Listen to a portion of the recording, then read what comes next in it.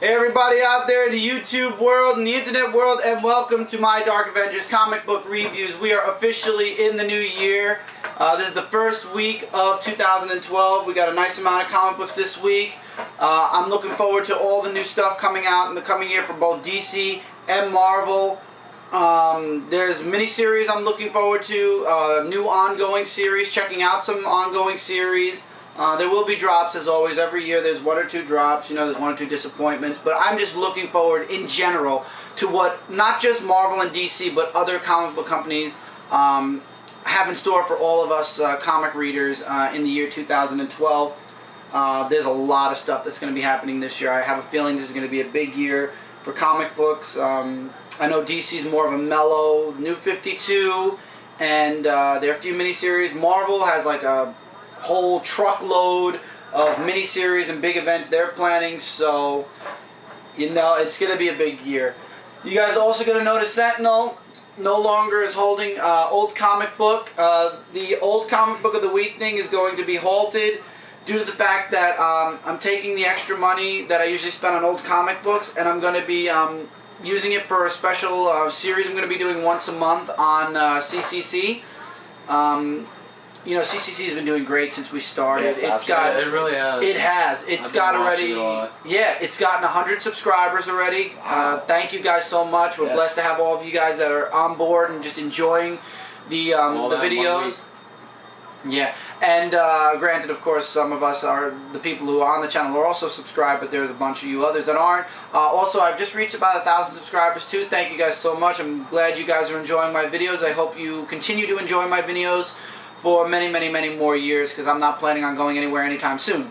Well, you are a Dark Avenger. I have plenty of ideas, not only for CCC, but I have plenty of new ideas that I'm going to be working out here. As soon as CCC is taken off and it takes on its life of its own, and I don't have to come up with any more new ideas for CCC, I'll be bringing some new ideas. I got tons, believe me. I've been working on tons of new ideas since the end of last year. But this isn't an Avengers log. I just wanted to throw that out there. We're officially in the first week of 2012. Yep. 2011 was a great year. I have 3 comic books, however, from last week, which were 2011 books. The rest are all from January 4th, 2012. Got a lot to look forward to, so let's just jump directly into this. First, let's talk about Marvel's news really quick, because there was something Marvel brought up that I think it's classic Marvel. You all know that Avengers vs. X-Men is going to be a huge universe ramificating event. That's exciting.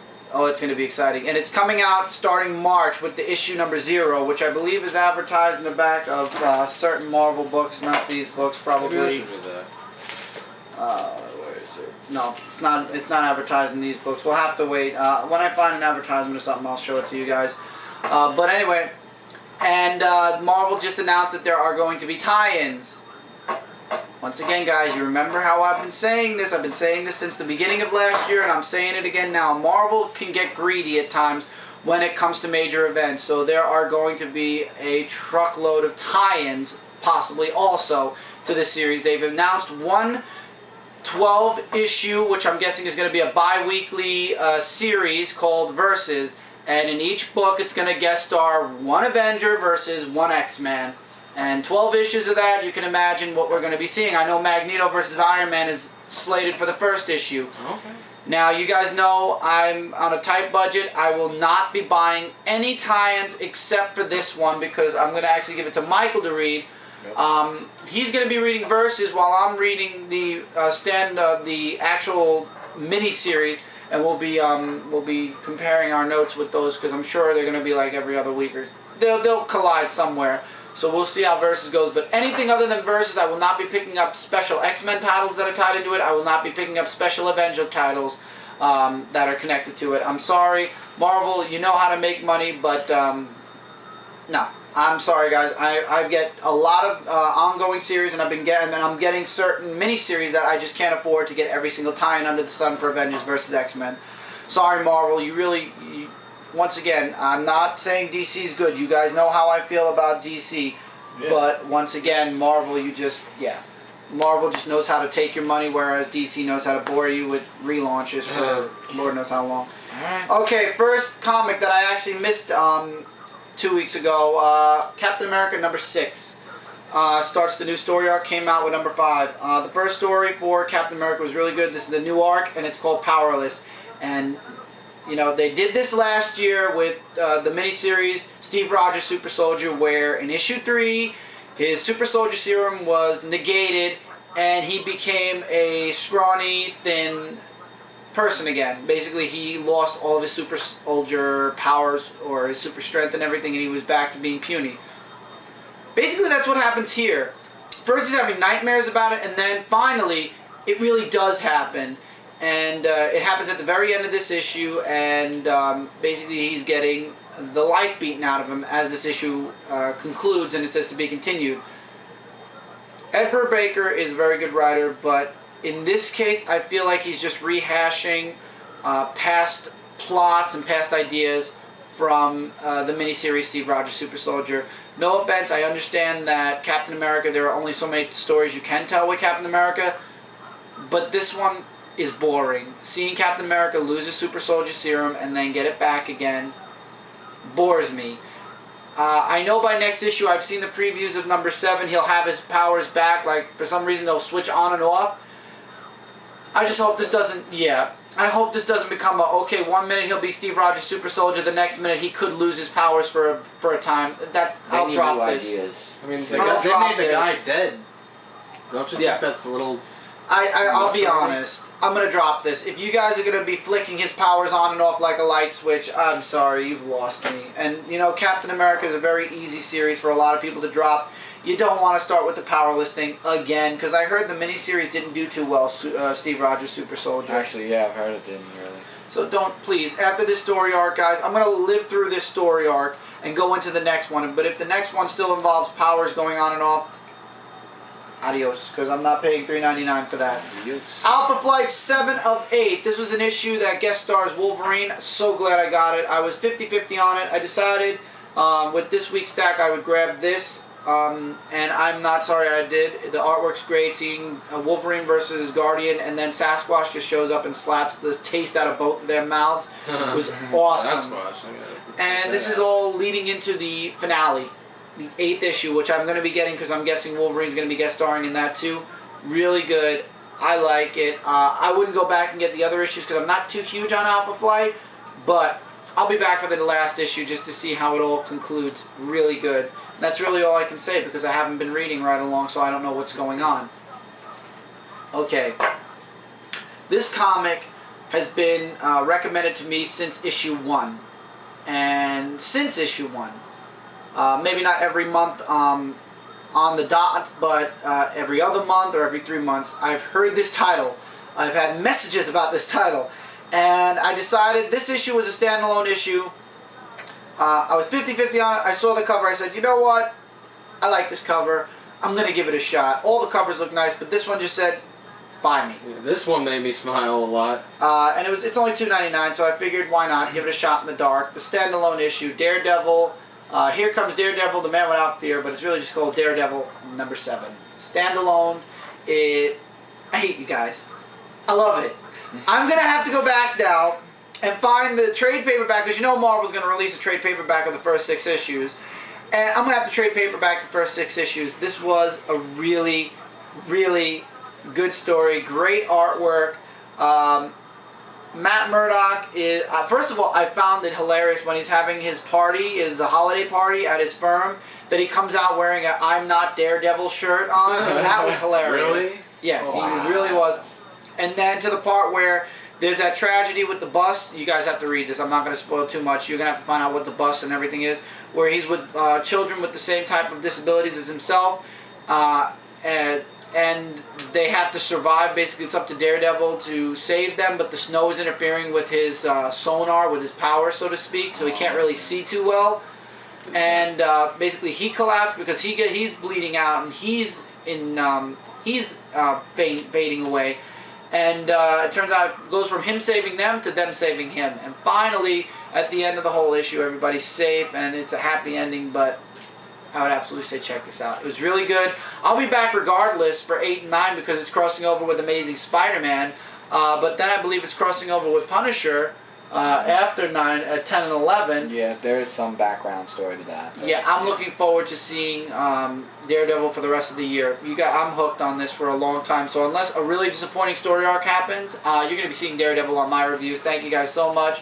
But with the yeses and the new series comes the cutting of old series. And actually, I've cut series starting this week. I've actually cut a few series. Yeah, it's great that you're seeing new titles, including Daredevil. Yeah, really. I feel bad I didn't jump on this sooner. But first of all, this first story arc, I believe, was the first 6 issues. Maybe it was the first 4 and then the other 4. I don't even know. So I'll get the first 6 issues in trade. The last issue of X-Men, X-Men number 23, concludes the Sentinel arc. Jubilee, the plot for the next story happens in the middle of this book. Jubilee gets taken away. Not taken away, I think she leaves with her own free will with these vampires, and that's what's going to lead into the next story. So much recently. Stupid. It's stupid. This is going to lead into the next story because at the end of this issue, Storm says we're going to go find. We're not doing anything. We're not coming back and staying back until we find Jubilee. To be continued. Back to the vampires, and we're not even 20. We're 2 years into this, and we're back to vampires in less than 2 years. I am done. I don't know. And I'm not on Cyclops' side. Yeah, I don't like neither of us are. Neither of us I'm are. on I Wolverine's despise side. Cyclops. Oh, I hate him with a passion. I'm a Frost. I loathe his girlfriend. Yeah, there you go. You saw it all right His there. girlfriend's about to cheat on him. I got news for both of you. That was part of the preview. No, duh. Or maybe Jean Grey Phoenix will come back and then fire both of them up. Don't give me any false hopes. Well, you never know. Okay, speaking of the lead up to Avengers vs. X-Men, Avengers X-Sanction, number 2 of 4, Iron Man. That was good. They should have just labeled this Iron Man versus Cable because that's exactly what this is. And Iron Man's winning, and then at the very end, Cable pulls something because he's Cable, and you know Cable, and he gets the one-up on Iron Man, and then in steps the Red Hulk. Yeah. To be continued. Oh, that's the was the thing I hugest saw. sum up I can give you guys. This is really, I love Ed McGuinness's artwork, and I pray that it's going to reach into Avengers vs. X-Men somewhere. Yeah. But to be honest, this feels like a lead up. It's no doubt a lead up, and it just keeps pushing Hope into the spotlight. I have a feeling that Hope is going to be the new Phoenix now. It's not a definite feeling. There's so many people it could be. It could be Rachel, Hope, Jean could be back. It could be somebody we completely didn't even expect. It could be anybody. But the way they're pushing it here, he's got like that dad kind of feeling toward. He is a dad to Hope. He raised Hope. So as he's fighting Iron Man, he's flashing back to Hope where he promised he would always protect her. He would always make sure nothing bad happened to her. Then to his own death. So this is him. He's basically fighting the Avengers because he wants to protect Hope. And that's where it's left off. Right. With Iron Man captured and Red Hulk stepping in. Next issue is Cable versus Red Hulk. 2 more issues, and then we're going to get Avengers vs. X-Men number 0. I'm sticking around for 2 more issues. I'm already halfway in. Might as well continue the other half of the way. I think Cable's going to be really outnumbered when it comes against the Hulk. Definitely. Now, I don't understand. He should do fine, though. Who? Cable against Red Hulk. Well, we'll see. Now, this I don't understand why it's a .1. Uncanny X-Force 19.1. Now, let me explain something to you guys. I don't understand why. I mean, I understand why they guest starred in the Uncanny X-Force, but they're getting their own miniseries. The Age of Apocalypse is coming next month with issue 1. I don't know why they didn't just do what they did with Alpha Flight and make a .1, a 0.1 issue for Age of Apocalypse, because this has nothing to do with the Uncanny X-Force at all. It just takes place right after the Uncanny X-Force number 19. Like, they'd go side by side, but this goes off to its own universe. The team comes back. Wolverine is Apocalypse. The world is dying. The creepiest thing in this book was that Magneto and Rogue were together. Huh? Yeah. How old is he and how old is her? Pretty much. Let's leave age out of this, shall we? Yeah. I like the artwork. I like the way they depicted a lot of the characters. It was funny seeing evolutions of certain characters or newer introduced, like characters that are taking on characters from the past, like Doc Ock and whatnot. The story shows a lot of promise. In the end, spoiler alert, Wanda wakes up, and for those of you who went through House of M, that's what happened here. House of M happened. All the mutants lost their powers. Wanda said, no more mutants once again, and whoosh, no more X-Gene. No more Homo superior. However, though, Magneto dies. Basically, almost a lot of people die, and it's at the hands of Wolverine, and it's really like, whoa. And then Wolverine, who's Apocalypse, blows up. To be continued in the Age of Apocalypse. This is some serious stuff. Yeah, I don't know. I'm interested enough now to pick up... Yeah, he was, but then he blew up, so he's gone now. Alright. Or so they make you think. I'm gonna get... Okay. Yeah, it's weird. I can't even explain it. I'm gonna get issue 1. I've never read an Age of Apocalypse book before. I don't know if Age of Apocalypse is gonna be a continuous, ongoing forever, meaning it's gonna take place in a different universe, of course, or if it's gonna be a miniseries. If it's a miniseries, I'll probably follow it through unless it's like 12 issues long and I don't like it. But if it's a maxi series, I'm gonna have to take it into serious consideration after seeing issue 1. This issue gets me interested to get issue 1. Maybe I'll get 1 through 3, and then after that make my verdict. But this was good enough to make me say, maybe. It's decision time for Laura in X-23 number 20. Her and Jubilee are at the Jean Grey Institute for higher learning, and she has to make a decision. And Wolverine wants her to join them, and Cyclops wants her to join them. And Jubilee and her are having a fun time together in Manhattan, and while all this is going on, she meets up with a pimp who, now remember, she was a prostitute at one time. I understand that, but... And this guy took over. She killed her pimp, but this guy took over where that guy died and became the new overlord. Oh, so she went after them, and Black Widow makes a guest appearance here. And I'm skipping a bunch of stuff that you guys really need to read if you're interested that much. Finally, no more ex-babysitter, by the way. I'm very happy about that. And Black Widow says that she can teach Laura to be better if she wants to join Avengers Academy. And we all know, because we've seen her in issue 23 of Avengers Academy, that's the obvious choice she's going to make. So she turns down Cyclops, she turns down Wolverine, and she decides she's going to go off and find herself and figure out what she wants to do. But she's already said no to both X-Men teams. We all know she's going to go to Avengers Academy. So basically, without saying it, this is the unofficial road to the Avengers Academy. She leaves the Jean Grey Institute for Higher Learning, and that's where they leave it off. With her leaving, Gambit saying goodbye and don't ever look back, you know, follow your heart and whatnot, and she leaves. So basically, even though it's unofficial, this is her road to the Avengers Academy, because we all know that's where she's going to end up. The next issue is her decision. I believe we're going to see X-23 for another 2 or 3 months, and then X-23 is going to go bye-bye. Dawkins is going to follow right behind her. I believe X-23 is going to outlive Dawkins by a month or so. Maybe not, maybe a little... Hey, look, if one of the titles could actually push and maybe make it... When's the last time did they make a Dawkins comic? It's coming out next week, let me put it that way. So, yeah, right. Next week. Wolverine and the X-Men Alpha and Omega, part 1 of 5. I know I'm going to hate this kid. I know I'm going to hate Quentin Quire. I even hate that kid. He invades the mind of Wolverine and Armor, I believe her name is. I gotta remember her name. I don't know if they do a roster check in here. No, they don't. I don't remember. I never even heard of the guy. His hairdo is awful. Yeah, I don't know her name. But I believe her name is Armor. With the exoskeleton. The artwork is pretty good for a miniseries. Oh, here we go. March 2012, Avengers vs. X-Men, number 0. I know somebody was probably saying, ooh, ooh, ooh. I got it.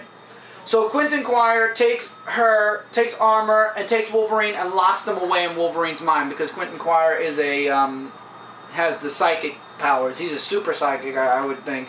Wow. So Wolverine and Armor are stuck in Wolverine's mind in a world that Quentin Quire has made. So now they have to survive there without knowing they're X-Men, or like Wolverine doesn't know he has claws apparently, because when he pulls his claws out for the first time, he's like, I know I should be more surprised, but I'm not. And by the way, guys, I did mention about Hawkeye to some of you guys. He's going to be in the February issue of Avenging Spider-Man. I know I told somebody, I told a few people that I didn't know if it was going to be before or after Cap. It's before Cap. It's in February, right after the Red Hulk. So they're suffering in Wolverine's head, and Quentin Quire's like, yes, I've beaten Wolverine, I've beaten the X-Men, I'm the man. And it all ends off where Wolverine is, like, he locked Wolverine away while he's in his dream world, but Wolverine's awake. But I don't think it's really Wolverine because of the glowing eyes and whatnot. So we'll see in the next issue. I'm hooked until the end. It's a 5-part mini, but I'm looking forward to it. It says in the next issue, Quentin Quire has trapped Wolverine in armor. I was right. In Wolverine's mind with no escape. And if that weren't bad enough, I love how they do the grammar here. Wolverine's body is destroying the Jean Grey school. 5 parts? I'm hooked. Thank you. I'm hooked. Hey, it makes up for the X-Men title that I'm dropping now. I'm hooked. I like it. Yeah. I would highly recommend it. I loved it. The artwork was good. The story looks really good. I look forward to Wolverine slapping the piss out of that boy by the end of this Yeah, I was series. just gonna say, something. you just don't like that certain guy. I don't. Look at his face. I Do don't, you I don't like like him? him either. No. Look at that. It's like evil. Doesn't look like really much of a supervillain though. He's not a villain. Wolverine's trying to rehabilitate him. You know? I just don't okay. like him. It just looks like My brother, this is what you swear by every week, and I know Mark, Ghost Critic, actually reviewed this book, and he liked it. He loved it. So, right. now it's your turn. The Punisher issue 7. You were looking forward to a lot. I was. What a disappointment. This book has no Frank Castle at all, no Punisher, no Rachel. Let me just... So what happens? It's like a bridge. Let me sum it Go up. ahead. Sum it up. Basically, this book has 2 detectives, Clemens and Walter. And they're talking about this thing. Now, this is when you talked about earlier about the Punisher and Frank Castle meeting up with each other. Mm-hmm. I'm listening. I have to look through something really But I have to show you this one picture. Basically, it was when Cooper Smith or something, when, like, there was this thing where Daredevil wanted to take him in, and Punisher wants to kill him. And, of course, Daredevil, like any other superhero, would not want that to happen. Just let me show you guys. Did they mention that there's going to be a crossover at any time? Did they bullet any? No, they're not bulleting anything. But right here, this picture. That was in the previews. They could see that in the previews on CBR.com. Yep. But it just really just talked about the whole, it was just the detectives. May as well said detectives Cole and Clemens, Detective Clemens and Walter. Cole, huh? Cole Phelps. Sorry. Because I got a mess up. But really, but that's what it's all about, you know? And then the ending, though, there was another murder scene that took place, and Detective Clemens has suspicious that it was the Punisher, but there was no way that Punisher could have not done this alone. To be continued. That's what keeps you going. I want to know if he did it alone or with Rachel. It is a disappointment, and please, for the love of... Oh, in the next issue, he still has the eye patch. Alright, well maybe it takes time. You know, he's not a mutant or anything. He can't have a healing factor. Look, it was a disappointment, but I really want to see what happens in the next issue, but I like it. You're sticking with it still. It's, you know, you can't have all hits. No, I understand that, but I'm just saying, have Frank Castle, because I want to see how this, if she was going to be a sidekick or not, but maybe next issue I'll find out more, and I am going to get issue 8, so don't worry. I will stick to it. The annual I've been waiting for since the new Avengers one. The Avengers Annual #1. Wonder Man is his name, by the way. For those of you who are watching the preview and I called him Wild Man, I apologize. Once again, new to the Marvel Universe, really don't pay attention to the characters that haven't been around for the past 5 or 6 years or I haven't been reading about. Not much fighting, really, in this book. They attack the tower, the Avengers Tower, when the A-Team Avengers go to help the new Avengers because there's the whole fight that happened last time where everybody got their behinds handed to them. And it turns out that Wonder Man and his Revengers aren't going to fight the Avengers. No, instead he holds a press conference. And he's explaining that the Avengers are not needed anymore, that there are more secrets, it's unneeded anymore. We don't need them, and he's explaining why, like Ultron and all the other bad things, like Wanda, all the bad things that the Avengers have done, and all the secrets they're holding and they're willing to kill and lock people up for, so this way they don't come out. And he didn't have to fight the Avengers. He caused a lot of damage. And the Revengers got taken out, and they were asked why, and they did it, and they were explaining their reasons why. You got to get the book to read to know why. I love Carnage, Anti-Venom's answer, though. Look, these guys are crazy. I mean, crazy, crazy. But I'm just here because I was fighting for the greater good. Now, for those of you who didn't read House of M, Wonder Man came back as an illusion. He even tells Hank, "I don't even think I'm real. I came back after Wanda, right before Wanda died, so we don't know if I even exist." And I say this because at the very end there's a shocker ending that I'm not going to tell you guys. But I have a feeling the Scarlet Witch is behind a little bit of this. And this is all this. No wonder why this came out this year. This is attached, I believe, to Avengers vs. X-Men in a way. This is going to attach because it's all coming back to Wanda. And as you guys can see from the advertisement, guess who's on issue 0? Scarlet Witch. Wanda. With Hope in front of her, but still. If Wonder Man was the creation of, like a recreation, like brought back as a whatever from Scarlet Witch, you gotta wonder, what was his purpose? And was this Wanda's intention? Because the original Wonder Man died.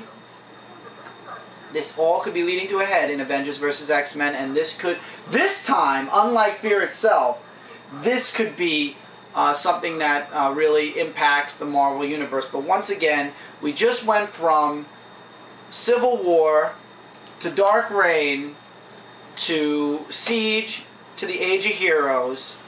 Do we really need to go back to the Dark Ages again? To the Light Age again? Just let the Marvel Universe rest before you blow the planet up. Seriously. Marvel, come on. Let your planet rest. Or if you're going to do an event, just have something that impacts one part of your universe, not the entire Marvel U. And we only have 1 minute and 23 seconds left. We have a bunch of DC books, so we're going to do DC in part 2. But my predictions are, you know, everything Avengers-wise right now in the main 2 titles, like New and Regular, they're dealing with Norman Osborn. But I think by the time March comes around, it's all going to be focusing on Avengers vs. X-Men and what's going to be going on there. So you know the Dark Avengers aren't going to be that important, you know, that big of a deal. They're going to be probably taken out in another 2 months, and then it's going to be up to the Avengers to whatever, to, you know, to deal with the X-Men. But I would say absolutely check this this annual out. It was really good. The artwork was really great also. It was worth the wait, and it all is leading into Avengers vs. X-Men, I believe. Don't quote me. And it is Bendis, and for me to say something's good from Bendis, it takes a lot. Alright guys, we'll see you in the next part for DC Comics.